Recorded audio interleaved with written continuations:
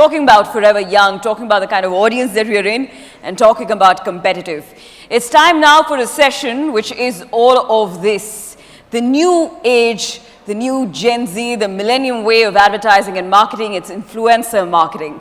So ladies and gentlemen, next up we have the influencer session, and for that we have with us Viraj Seth, co-founder and CEO, Monk Entertainment. And he is here as a moderator with 4 special guests for this panel discussion. May I please quickly invite on stage Mr. Viraj Seth. Also quickly inviting next on stage, ladies and gentlemen, Ranveer Allahbadia, very famously known on Instagram.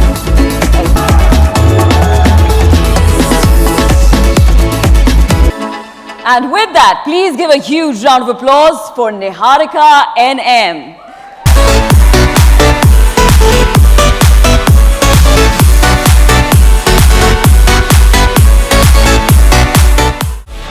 Also, along with them, we've got Madan Gowri joining us on stage for this session. Please give the man a round of applause.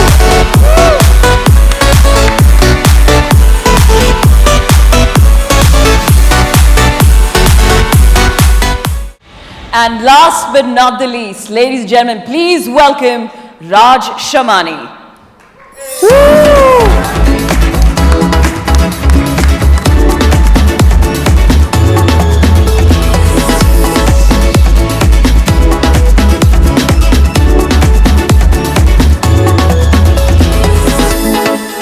Well, with that, I'm sure there are some pertinent topics to be discovered. Please, the stage is all yours. Thank you so much. I hope everyone at the back can hear me. Say yes. Okay, fantastic. So we're going to have fun with this panel. I've heard that a lot of you all have been here for the last 2 days as well. This is going to be the most fun panel that you all will be witnessing. No pressure on my own self and my fellow panelists. But first of all, big thanks to the Goa Fest team. I was just told backstage that this is the first ever influencer-driven panel that's happening at Goa Fest. And personally, for someone who's been in media, this is the kind of platform that I would like influencers to be represented at. So a big round of applause to the Goa Fest team for recognizing that influencers are becoming super mainstream now.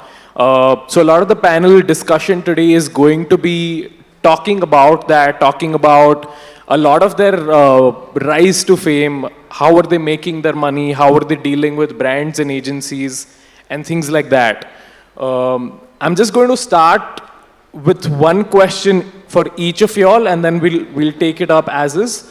I want to make the first question super curated, so I'm going to start with you, Raj.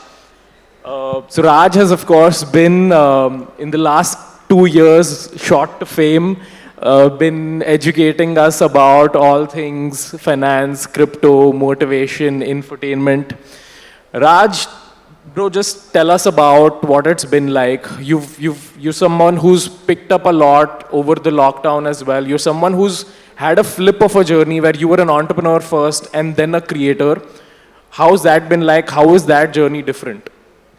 So when I started my journey, I started as an entrepreneur and I was doing an offline business in a regional area and I was in FMCG. So I realized that if you want to go beyond borders, it's going to be very difficult. So I thought, how can I go like pan-India and start just building my brand? And so content for me was a distribution strategy. I never wanted to become a content creator at first.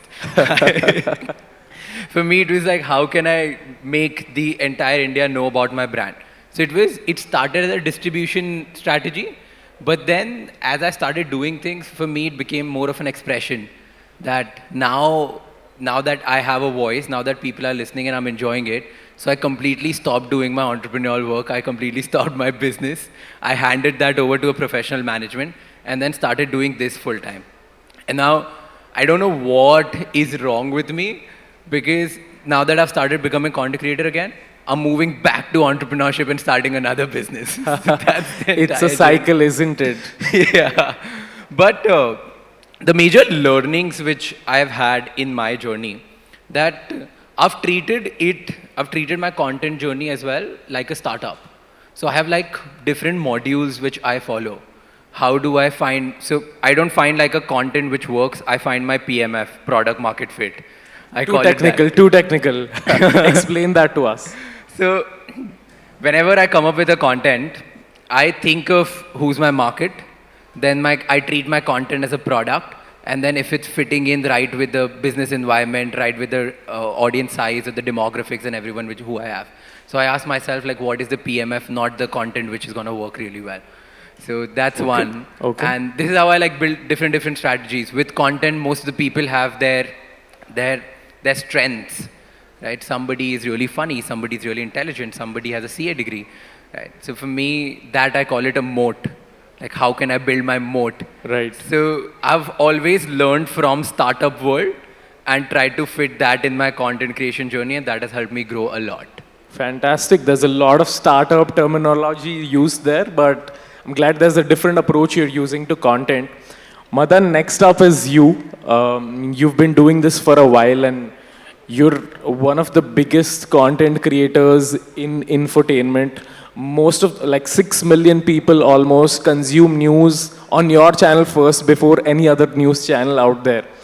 How does it feel like? And you also have a backstory. You were an engineer. You did your first job at Zoho. There's a lot of engineers, by the way. 1, 2, 3, 4 I'm engineers. the only one out. Raj is the only one, odd one out. But you worked in the corporate world. You were an engineer at Zoho, right? What was the transition like from that to being this super popular content creator that you are right now? Hello everyone. I'm Madan Gowri, and as Viraj introduced, I make videos. But you might wonder if he has 6 million subscribers. Many of you might not know me. That's because I make videos in Tamil, and most of the 6 million are part of Tamil Nadu. So anyway, to answer your question, I was working for Zoho, which is a corporate company where I was working in marketing again. So I was basically sitting on the other end, and now I'm on stage. So I was part of the crowd. I was part of the marketing team for Zoho, where I used to work for the company to promote their products online specifically. So it's an Indian company based out of Chennai, but they have most of their business in the Valley in US. So what I really thought was, if I can do this for Zoho, why can't I do that for myself? So that was the basic idea. If I'm going to spend my life trying to bolster up a brand, why can't that brand be myself? So that's how I started getting into the content creation field. And it has been fun. Making money was never really part of my plan in YouTube. I never knew you can monetize your content. When I started making videos, I just did that because it was fun to make. And eventually, one after the other started happening. I met Viraj later on. So I started knowing different avenues of monetizing the content. So it has been a good journey. And yeah. Fantastic. Also, just open disclosure to everyone. Like, each one of the creators here is someone I represent and an agent of. So just thought that you all should know that this is a PR exercise that we are doing for our own company. But anyway, jokes apart. Niharika, next up is you. Tell me. Very popular comedy creator, shot to meteoric fame. There's a You're question taking in so there. many selfies outside. It was like, who the hell is out here? I have no idea. I think they think I'm someone else, which is why I was like rolling with Shut it. up. I'm like, yeah, hi. Stop the humility. But Niharika, okay, seriously though, you are also an engineer, and you're not just an engineer, you're also an MBA with a degree from the US. So you're super qualified. You're actually the most qualified out of all of us here. What changed your mind? Like, why are you not doing, and you also rejected a big fat paying check from one of the biggest companies in the world to do this full time, right? Is that right? Yes, sir. So what changed your mind? Why are you doing this? Why content?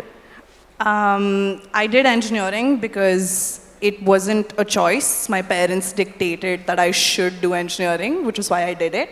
And they also said you can only make these stupid videos that you make in your room if you get like straight A's. So that's how it happened. And also, which parent will take a kid who's making videos in their room seriously, right? Like, Ma, I'm going to make money from this. Yeah, okay, like, sure. So that's the engineering story. And then the MBA comes with the engineering, okay? Because I won't get married if I don't have a degree. Because engineering everybody has. Until you finish it, they'll be like, you have to do engineering. And then they're like, but everybody has an engineering degree, so get a master's. In business, just, I don't know what that logic is, but did that. Graduated last month. Like he said, I got a job. My parents were very happy. Then I showed them the paycheck that this job gives me and the job that I'm already doing, which is content creation, gives me. And I was like, please tell me the logical decision. And then they said, don't challenge us, do both. So I'm doing both currently. You really thought I'd be like, yeah, and then I'd take content. No, it's not a choice that I can make. I live by my parents' rules because I live under their roof. It's exciting. Do content creation, please. And a job on the side if you have South Indian parents, so. Exciting though, fun though, but good to see that you've juggled both. You've graduated with fantastic grades and you're killing it on social media. So that's good to know. Ranveer, you're up next. You're also an engineer. God, so many engineers in our country, man. Useless degrees we've got. Yeah, right? All engineers are just entering media. How many of y'all are engineers? Like, raise your hands. It's like, must be lots of engineers in this room also. Okay, not as many. Never mind. Wrong crowd. Never mind. So, yes, Ranveer, you've also had quite a journey, been an engineer yourself, then discovered multiple, genres. You started with cooking, fitness, went to motivation, then eventually doing podcasting right now, running India's biggest podcast. What's that zone like? Like how many variations of reinvention have you had to go through, and give us an insight into that? Yeah, I really don't know how this happened. The goal was always startups after engineering college. You always have a choice between 3 or 4 options. You do a job out of engineering college, you try for an MBA, you give your CAT, you go for your MS, or you go for a higher education. Sort of the 5th option is like you try a startup. So that's what happened back in 2015. I was trying to launch an Uber for trainers. So basically, where you open an app and then you can book a training session. I built out an app, went to an investor, and the investor said, it's a nice app. There's a lot of other fitness apps just like this. So you better market it on social media. And that's what I started doing. And then once I started the social media thing, I realized that there's no Indian people making content. This was back in 2015. 2016, the Geo wave came in, and then there was no looking back. Then we kind of shelved the idea of the app, and we just focused on social media, kept it growing, and eventually this person and myself, so we're from the same engineering college. I needed help with talent management, basically. I was the talent. I needed someone to handle brands, handle all the back-end stuff for me. Viraj and myself got together. Things turned out well, and then eventually there was a need to start a talent management firm, because there was a lack of one in our space. There was talent management for Bollywood and cricket, but no one was doing it for content creators. Fortunately, the influencer marketing wave kind of arrived in our lives back then, so things went well. And now I'm trying to go back and start that fitness startup again, 6 years in. So that's my zone. Fantastic. I'm going to now ask each one of y'all a question, which is in the minds usually of all the mainstream advertising folks. Is influencer marketing really a bubble, and how long is this whole shebang going to last? Who wants to take it first? I think you're the best person to answer this question. No, I'm the one asking the question. Okay, but I think a lot of it is not effective if there isn't a sort of middleman situation there. You do need an influencer management firm to kind of curate an influencer marketing campaign. Not biased at all here. There's no but ulterior motive. See, the logic is that there are people with fake followers, fake engagement out there, and it's difficult for someone from the corporate world or someone from the world of marketing to gauge who's the real ones and who's not. We're hoping that it becomes easier with time, but that's the truth of it right now. In saying that, I feel like when you find the right content creator, the right influencer for your product, it can be a very effective marketing strategy. And we have numbers to back it, we have data to back it, 6 years, 7 years in. So the brand has to be very clear with what they want through the campaign. Do they want sales? Do they want better branding? And once they're clear with that, an influencer management firm can curate a very good campaign to get you your results. I'll move on to the next question, all right? And I'll start with Niharika here. What do each one of you all think is the biggest advantage of being a content creator? And this can be money, fame, distribution, anything. But be brutally honest, like what is the biggest advantage of being a content creator? All of it. And also you get to be your own boss. And I know how a 9-to-5 job feels because I do it on the side. And I also question myself as to why. And then I see my mother and I'm like, that's why. But if I had a choice, I wouldn't, And with content creation, you get to do your own thing. You get to wake up at 2 p.m. and just make a video and call it a day, right? But on the flip side, to get to that point, you have to struggle for years and years and years where you're not making anything at all. You're making chump change of anything. And people think you're just wasting your life and this can't be a stable career. So to get to a point where you're comfortable and stable is also another thing. It took me 6 years to be called an overnight sensation. And I was like, but what about the 6 years, right? But we just rolled with it because PR-wise it works. Overnight sensation, yes, let's put that on the headlines. So there is a lot of hard work that goes into it, just like any other industry. This is not different, it's just new. And we don't know much about it. If you ask me what the internet is going to be like tomorrow, I don't know. It might not even exist. And my career might cease to exist. Or at least one of it. Sucks for y'all. So just, it's just go with the flow. We don't really know what we're talking about. I don't think any of us truly know what's going to happen tomorrow because the internet changes every second, right? I can pick up my phone after this and just learn that I'm cancelled on the internet. I just don't know what's going to happen. So none of us do. They all act like they know what they're doing, but this is so new. This is so new. We're all just going with the flow. That is true. That is true. You are being way too real right now, Niharika.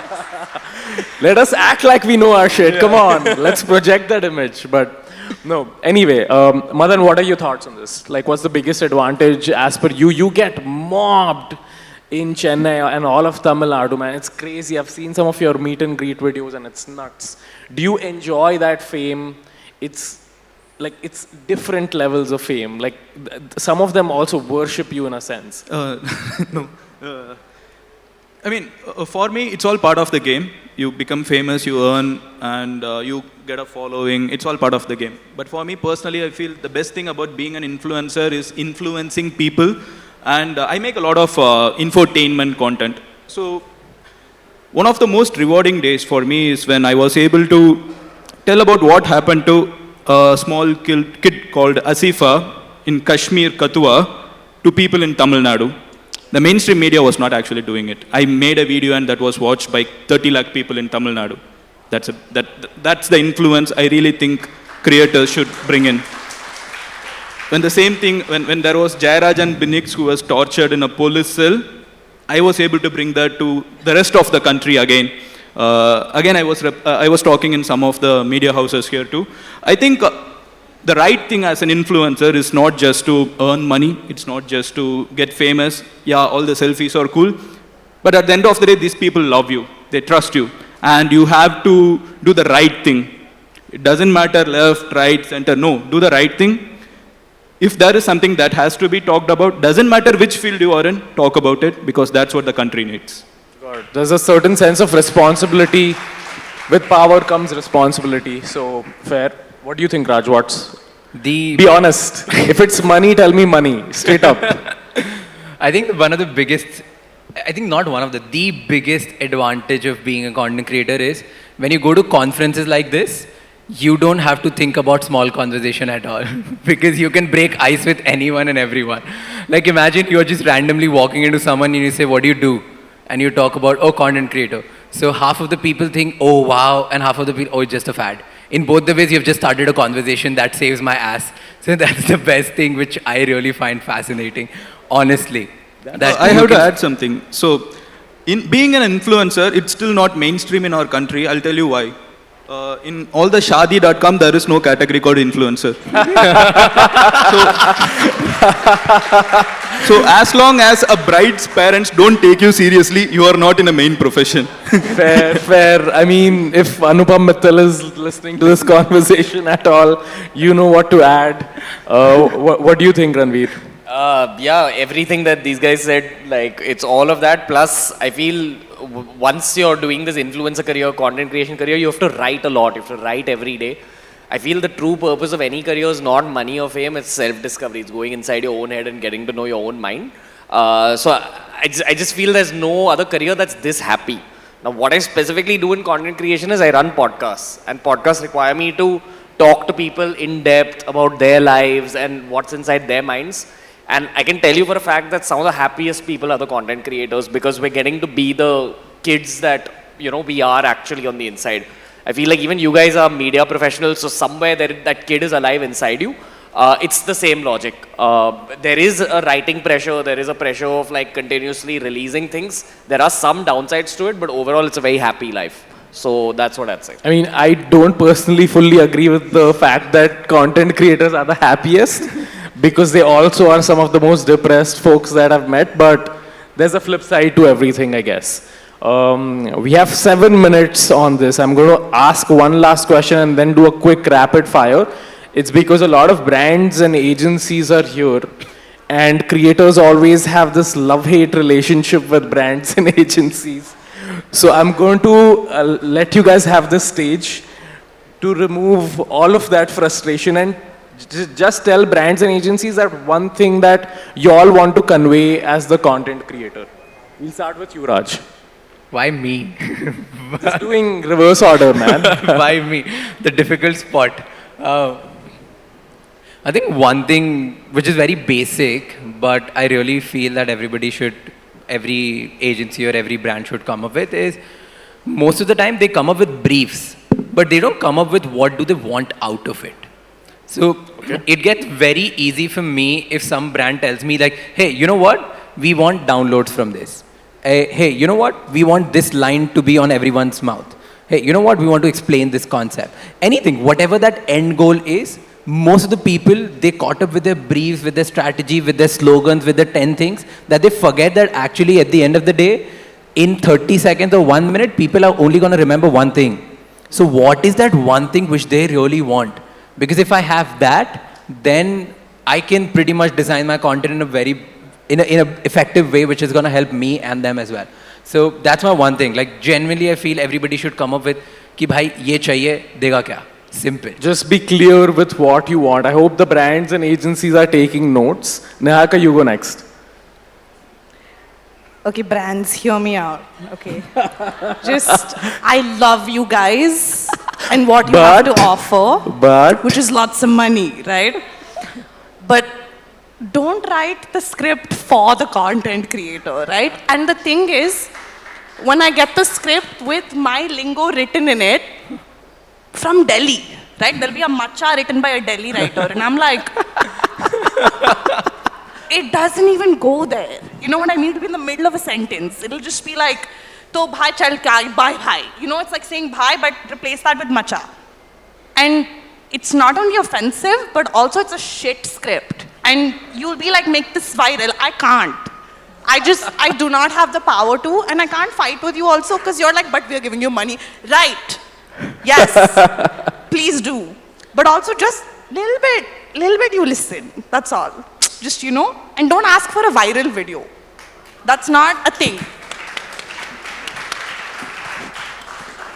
Fab, don't ask for viral videos. Just send your briefs. Madan, you go next. Again, coming to Goa, it makes me realize how different we are as a country. Right. Very diverse. Very, very diverse. So one thing I would really ask the brands, especially when you're not from, for example, if there's a brand based out of Mumbai who wants to reach so many people in Tamil Nadu, either have someone who's from Tamil Nadu in your team or leave it to the creator to make the right decision. I mean, the right scripting, as both of them were saying, the right scripting. Right. And I think that have an expertise in your team or leave it to the creator, because when the brand is investing so much money in a creator, the creator is investing his fame, his credibility online for the brand. So the respect must be mutual is what I feel. Very good takeaway. Respect needs to be mutual. Just because you're paying money to someone doesn't mean you own them. And this is something that I agree that all brands, agencies, everyone alike needs to understand, because that's the best way to be collaborative. Ranveer, do you have anything different to add to this? Just take more bets on creators. You'll be surprised with the results. Nothing more. Okay, fantastic. Just spend more money or influencer marketing. And if you want to know how to spend on it, just reach out to me. It's the best way. We'll teach you. Thanks so much for joining us, all of you all. It's been a fun panel. I hope I lived up to the hype of making sure that this becomes the most fun panel.